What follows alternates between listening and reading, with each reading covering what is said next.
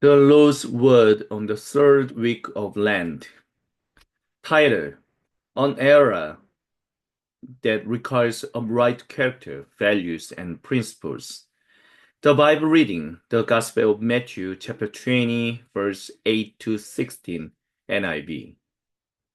When evening came, the owner of the vineyard said to his foreman, "Call the workers and pay them their wages, beginning with the last ones hired and going on to the first."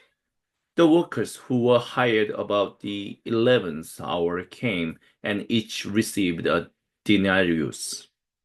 So when those came who were hired first, they expected to receive more, but each one of them also received a denarius. When they received it, they began to grumble against the landowner. "These men who were hired last worked only 1 hour," they said, "and you have made them equal to us who have borne the burden of the work and the heat of the day." But he answered one of them, "Friend, I am not being unfair to you. Didn't you agree to work for a denarius? Take your pay and go. I want to give the man who was hired last the same as I gave you. Don't I have the right to do what I want with all my own money? Or are you envious because I'm generous? So the last will be the first, and the first will be the last." This is the word of the Lord. Thanks be to God. COVID-19, which began spreading around the end of 2019 and continued until 2023, was a global pandemic that profoundly impacted the world. As nations endured this crisis, humanity realized that the concept of a global village living together in interconnectedness could sometimes pose serious risk. As a result, many countries began prioritizing their own citizens first, implementing policies driven by natural interests. This extreme division has been further exacerbated by the trade war, fueled by the rhetoric of a US president who sought to make the nation greater, one of the major powers of the 21st century.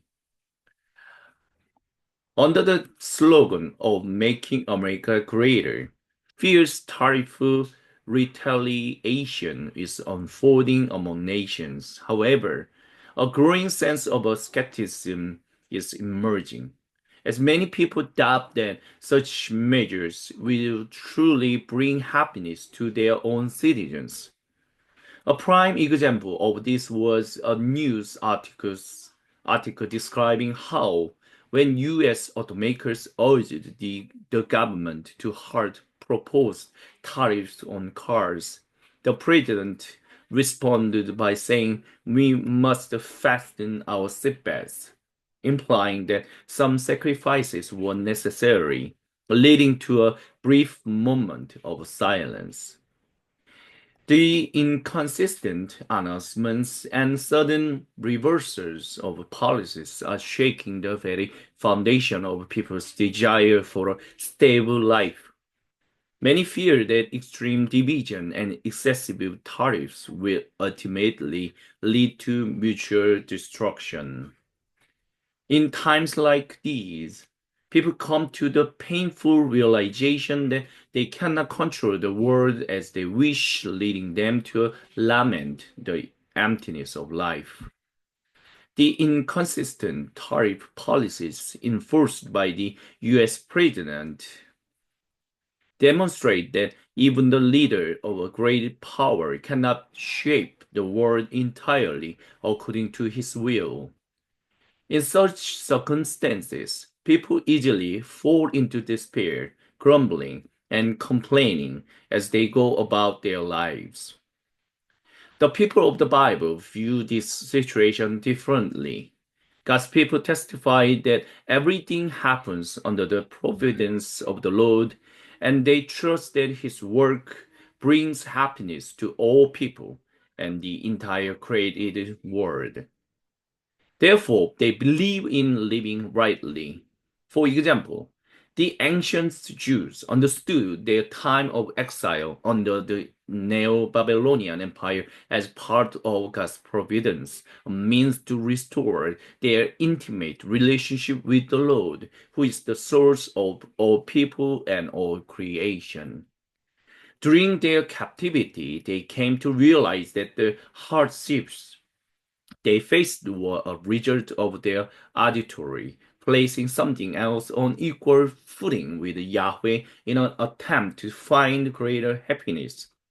However, after all their efforts failed and they faced the judgment of exile, they acknowledged the limitations of humanity as created by God. Through this, they learn to trust in God's providence, which ultimately brings joy to all people and all creation, and they commit to living rightly. The writer of Ecclesiastes, reflecting on this truth, proclaimed that doing good in life is essential for God's people. Living a life of doing good as God's people can also be described as living righteously. The transformation of sinners into the righteous, those who were once unworthy of becoming God's people, but were made citizens of his kingdom, was entirely the result of the Lord's grace and his work on their behalf. However, living as God's people, as the righteous, requires faith in his providence, believing that he is ultimately working to bring happiness to all on earth.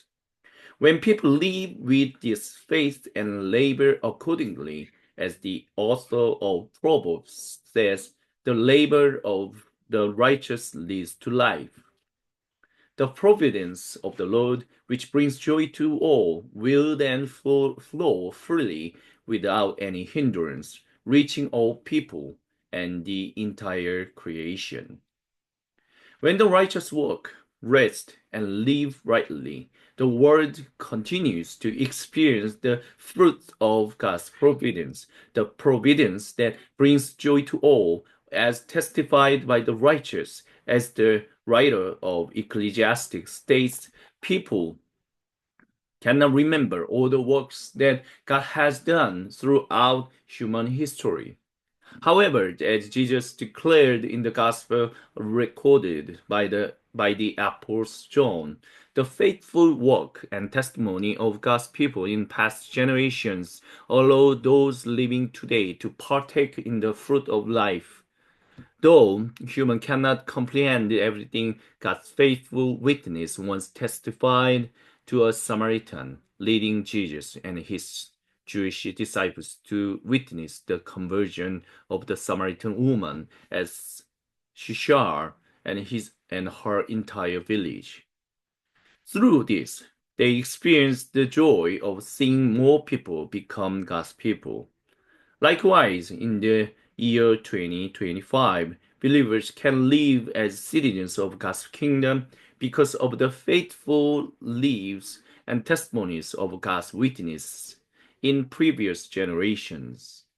For this reason, the righteous must live righteously. For believers to live according to the image of God, they must trust in and rejoice in his providence, which brings happiness to all. When believers distrust God's nature, his desire to bless all people and all creation, they reject the values that he has established and criticize the principles by which he works. Jesus illustrated this truth in his parable of the laborers.